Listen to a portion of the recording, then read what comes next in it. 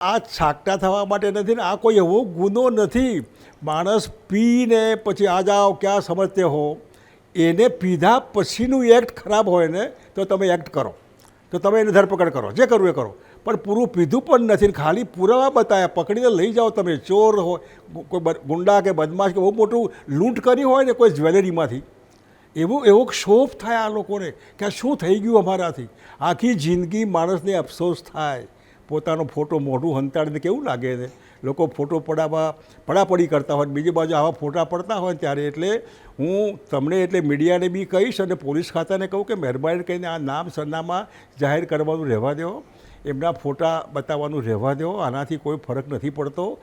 વડોદરામાં યાદ કરો, સારું પ્રતિષ્ઠિત ફેમિલી, તમે એની રેપ્યુટેશન તમે વિચારો.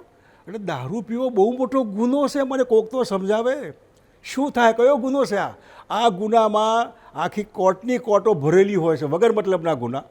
આખા જ્યુડિશરી ન્યાયાધીશો બધા નવરા નથી પડતા આમાં. અને આમાં કયો હવાદ આવે, શું થઈ ગયું, શું મળી ગયું આપણને. આ લોકોને બદનામ કર્યા, એ લોકોના ફોટા છાપ્યા, એ લોકોના નામ છાપ્યા, શું મળ્યું એમને? તો બદનામી મળી, આપણને શું મળ્યું મને કહો તો ખરા. એટલે આ એક નાનકડી વસ્તુ કોઈની સાથે, હું તો પીવો એનો વિરોધી છું જુઓ, અને હું પીતો પણ નથી, પણ આવું થાય એનો પણ હું વિરોધી છું. આવું નહીં કરાય.